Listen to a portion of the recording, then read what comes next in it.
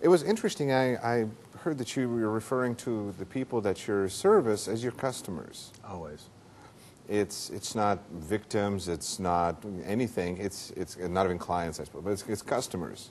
Why that mentality? Please don't take this the wrong way, but it's not my emergency. If it was my emergency, I shouldn't be the guy coming to help. You know, it's my job. So you wouldn't want to come to your own fire, like if it was at your house? Absolutely not. I'd be the wrong person to have there. So everybody who picks up the phone and dials 911, it has come to the point in their life where they can't handle whatever's going on right now.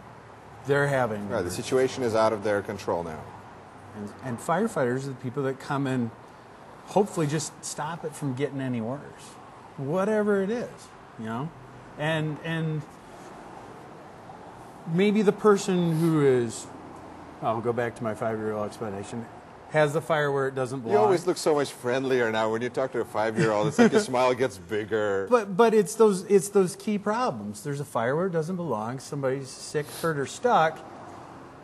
There are other people around that individual that are our customers as well. And so if there's a sick person and we need to go help that person, there's other customers in that vicinity that need our help too. Okay, so you know, mom or dad or grandma and grandpa is sick or hurt and gets whisked off to the hospital. There's additional things for the family to make sure the house is secure. Is everybody okay to drive? Should we call somebody? You know, they're all our customers. You know, there's a fellow in town I worked for by the name of Ted Linneman, and he, you know, I think he really taught me most of what I really think about this, because when somebody, and he ran a place called Eastside Shell or Eastside Sitco for a very long time, and you know, when your car doesn't work, that's an emergency to somebody. It's an emergency to you, but to the guy fixing it, it can't be an emergency. He has to think about it logically, prioritize, make sure the work gets done right. There's a method to the fixing of the emergency. And there has to be in this world as well. Jim Jensen yesterday was talking, and he gave a great little speech at the graduation ceremony. And what I really caught my ear that he said is that, because he was very concerned, I think, about the sense of entitlement, that sometimes you know, everybody respects firefighters. What you do is incredible. But I think from him being on the other side, being a firefighter, there is a concern that there isn't a sense of entitlement that sets in. And so what he said is make sure that what your contribution is greater than your reward for firefighters that come in. And I thought that was just such a interesting thing to say. You don't frequently hear that, you know. What Jim said was so very true. And it's a good reminder to all of us, to a young person just getting the job.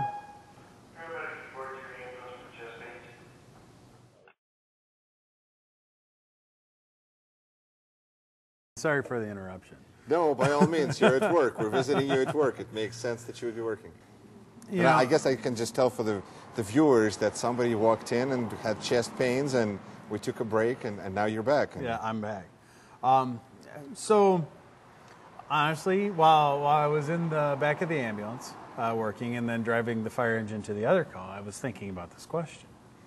And there's a fire chief who is in Lewisville, Texas. His name is Rick Lasky. And he kind of looks at that question that you posed about entitlement a little different way, but it's, you know, it's all out of the same plain book. And what he says, and what I honestly believe, is that, you know, we carry a great trust in the fire service. We are the people that people trust to take the pajamas off their grandmother when they're sick, or go into their house when nobody's home, because that's part of the burden we bear, and we bear it gladly. You know, we have keys to all kinds of things that that we are just entrusted with, and that's a major pillar of what our whole business is based on, you know. Trust. Trust. So do you feel like wherever you are, you're representing firefighters? You know, Is that something that's kind of on clock, off the clock mentality? boy, you know, if you ask my wife, there's a very fuzzy line between on the clock and off the clock, but it's, you know, it's something. This is a family that once you're in, and so, you know, you can run across a firefighter halfway around the world and have something in common with them and be able to spend time with them and have that instant understanding with them. And I mean, it's all very special. It's all very dear to me. You know, just being around the fire station for the few hours that we have so far, it is such an interesting line of work in a sense that you plan certain things, but you have to be able to put everything on hold at a moment's notice. How do you deal with that? How do you get used to something like this? That whatever going on, I mean, does it, you know, and how does it reflect on the other parts of your life? It's a loaded question, Yuri. Thank you. But I said it before. My time here isn't mine necessarily. You know, there's another good old firefighter, fire chief, who was one of my original instructors, and his name is Chuck Himsel, and he described the fire service in one word, and that's vigilance. You know, we're warriors that don't have to hurt people. You know, we're a warrior society that always has that keen eye for what's about to happen, and plan. You know, the way you plan things, the way you structure your day, it does affect the work you can get done, because whatever you start, you have to be able to drop instantly. You can't. So I think a lot of people would have a really hard time with that. Yeah, and so it just takes a level of organization and trust and prioritization. The customer's always going to come first. You know, I can miss a meal. So, what would you say to somebody who is thinking about becoming a firefighter? The job is changing, kind of professionalizing a little bit more. There's more formal training going into it now than there ever has been. Our dual roles of fire and EMS are, I think, kind of permanently bonded. And you know, if you're the sort of person who really likes to solve problems that come up fast, and you can't, that you have to start working on right now as you formulate the way you're going to fix it, I think this is the kind of job for you. And you know, I work with some of the greatest people on the planet. You know, both at this. And that's kind of what I see, is that it seems like you're here because you're surrounded by your heroes.